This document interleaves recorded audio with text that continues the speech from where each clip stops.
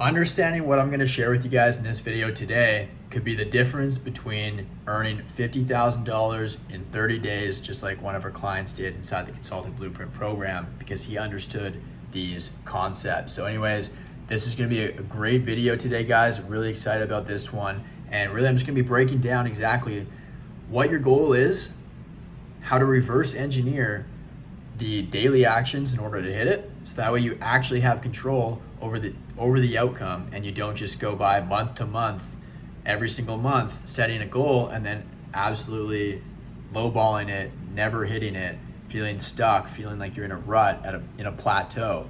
Right? I'm going to help you figure out how to identify where you're at, where you want to get to, and how to actually get there, so you can build a game plan, build your daily actions that will actually help you get there. So anyways, guys, it's gonna be a great video. If you get value from this, hit the like button, subscribe, because there's gonna be a lot more bangers like this coming in hot. So anyways, guys, hope you enjoy this video, and I will see you on the computer. All right, guys, let's get into it. So today we're gonna be talking about optimizing your life and your actions around the things that actually matter, the things that actually move the needle forward. So anyways, going on this screen here, let's get into it. So I want to make sure that there's a clear difference between being productive versus being effective. You could have one person that is kind of tricking themselves into being productive by doing all these things that don't matter, right? These low result bearing activities that make it seem like they're busy, so they're fooling themselves into thinking that they're being productive or being effective, and they're getting things done, but they're just doing more of the wrong things, more of the things that don't matter, right? Whereas on the flip side, if we're being effective, we're only focusing on the things that produce the highest return, the highest results, right? So for example, instead of busy work, this is like the 20% of the things that lead to 80% of the results and actually move the needle forward. Whereas on the other hand, these people are doing 80% of the things that only produce 20% of the results, and then they wonder why they're stuck. So I want to start off with that, making sure you guys understand that. And I want to tell you a story. The reason I'm bringing this up today is because on the weekend I was talking to a guy who I was part of a mastermind group with a year ago, and we just kind of reconnected. A few of us hopped on, and he was kind of walking through his game plan of like where he wants to go and where he's trying to take the business. However, he's in the same spot that he was this time last year, right? And he was focused on the things, the busy work, the things that don't really matter, right? Like what time you get up, and like all these little things, making sure like the morning routine's dialed in and stuff like that. And I just kind of called him out. I said, dude, you're complicating it. Simplify it. Focus on just the things that matter, right? What are the 20% of the things that get 80% of the results? So anyways, I'll dive deep into this in a minute, but I want to tell you guys a story. So inside the Consulting Blueprint, where we help people make a ton of money online with their online businesses, we follow this one principle called the daily 20 miles. So it was kind of coined by one of our successful clients who joined us doing about like $12,000 a month. He joined us within his first 30 days. He did $50,000 profit in his first 30 days. And we interviewed him. And anyways, his answers was like, we asked him like, okay, like, how'd you do it, essentially, right? How did you get 50 grand in the first 30 days after being capped out at like 12? And he said, you know what? There's this story called the daily 20 miles. And it's a story of these two groups of travelers in the desert. They both have to reach the same destination. And one group, the leader, like let's say group A, right? Group A, they both start here, right? There's group A starting there, and here's group B starting here.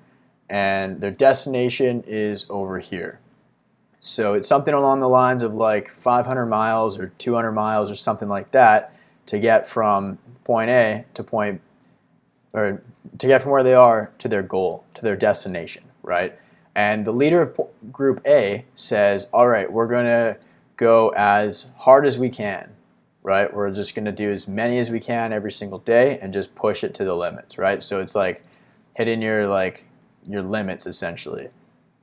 Whereas the leader of Group B said, all right, every single day, no matter what happens, rain or shine or whatever, we're just going to do 20 miles every single day. Even if we feel like we can go even further, we're going to stop at 20. We're going to pace ourselves and be consistent, right? So anyways, here's what happened. Group A, who were pushing their limits, right? They're pushing their limit every single day. Day one, they got like 50 miles. And then day two, they were absolutely bagged. They're tired, and they were out for 2 days, right? They were out for 2-3 days because they were just so tired because they just did so much and overworked themselves, pushed them to the limits. And then now that they hardly got anything, and then when they do get going, it's just like really slow and like stuff like that, and because they just tired themselves out and burned themselves out. And anyways, eventually it got to the point. We'll get there in a sec, but point B, they just said, all right, we're doing 20 miles. 20 miles a day, 20 miles, right? And just by being consistent, who do you think got to the destination first? These guys, Group B. They got to their destination. They were happy. They all made it there alive because they just took it consistently. They just did 20 miles no matter what. Whereas these guys who did like 30 miles and then like 5 miles and then like 5 and then 2 and then 7 and then 10 and then 15 and then 5, they didn't even make it there. They died. They died off because they overexerted themselves. They were focusing on things that didn't matter. They're pushing the limits. But anyways, the moral of the story here is, how do we find the 20% of the things that we need to do every single day consistently, or our daily 20 miles that are going to move the needle forward and get us to our destination, and actually get us to our destination, but get us there a lot sooner than we'd expect and that we'd hope for. So that's kind of what I want to explain here with the story, so that way we can kind of get into this, right? How do we actually identify what these things are? Well, let's get into that. So optimize around the things that actually matter. So in an online business, coaching, consulting, what are the 3 core things, right? The 3 main pillars, the 3 main buckets that pretty much everything falls under is either your offer, your marketing,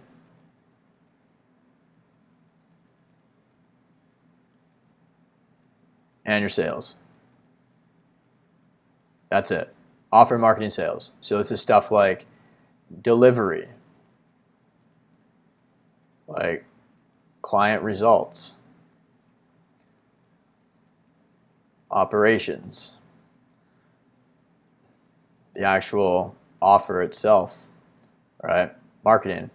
This is appointment setting,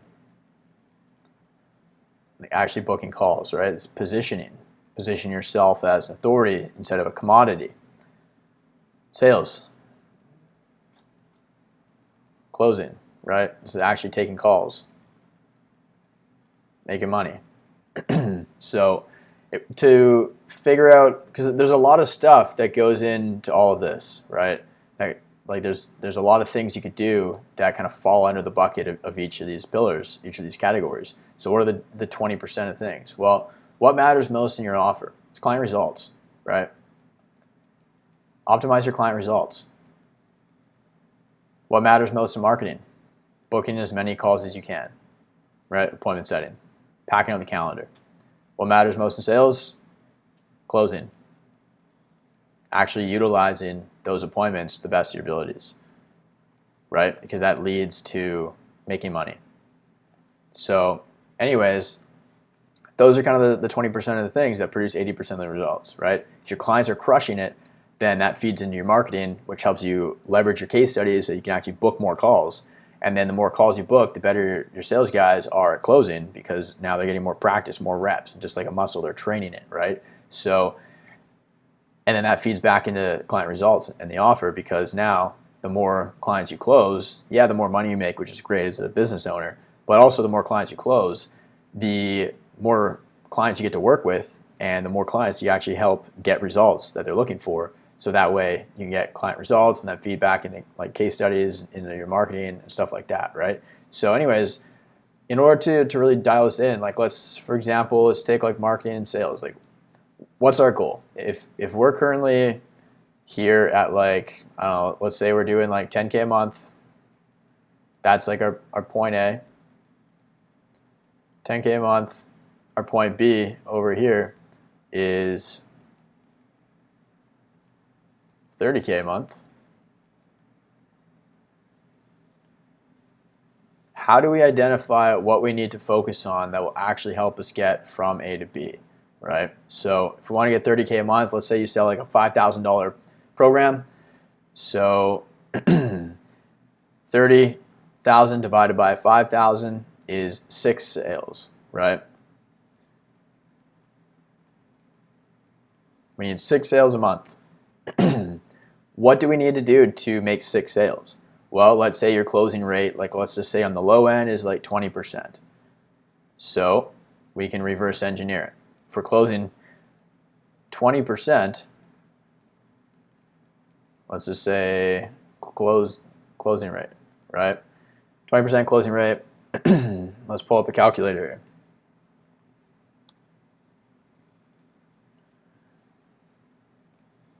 Six divided by 0.2.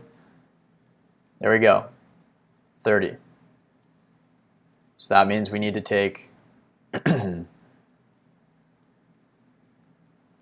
calls in order to make 6 sales. Well, what's our show up rate? Let's say our show up rate's like 70%, right? 7 out of 10 people that book actually show up to the call. So let's kind of do that same thing again. 30 divided by 0.7, and let's round it up to 43 booked calls. So this is calls taken, right? Actual show ups, and then 43 calls booked. How do we book 43 calls? Well, let's say we need to have like, it depends on how many conversations, right? How many conversations do we need to have to book 43 calls? Let's say like let's just throw like a 20% rate from when you have a conversation with somebody, or like a link sent. Yeah, why don't we start with that? We'll start with the link sent, and then we'll backtrack. So link sent, and let's say for every link you send, you get about 70 people or 70% actually booking in a call, right? So once again, 43 divided by 0.7, that means we need to send 61 links per month. 61 links, right? How do we send 61 links? Well, let's say 20% of the people that we speak with are a good fit and we're actually booking calls or actually are interested in getting on a call, right? So 61 divided by 0.2 or 20% is 305. That means we need to have 305, like let's just say DMs or conversations a month to send 61 links to book 43 calls, to get 30 of them to show up on the call, to close at a 20% rate to make 6 sales, right? How do we get 305 DMs? Well, that depends what you're doing, right? If it's cold, the DMs to links probably gonna be a hell of a lot lower than this. If they're warm or hot, then it'll be higher, right? So it's important to know that like every single one of these points here, these percentages, we can actually control, and we can get better over time with practice, right? So how do we influence this number? Well, actually, let's backtrack it. Let's take a step back. Let's say if nothing else changes, except we go from a 20% close rate to a 30% close rate, right? 30% closing rate. That's 6 sales divided by 0.3 We need 20 calls.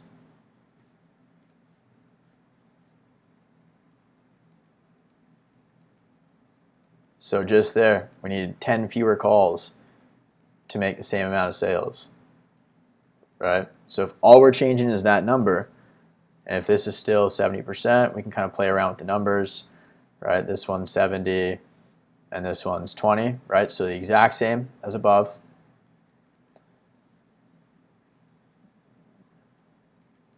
Let's kind of build this out here. 20 divided by 70% is 28 calls booked.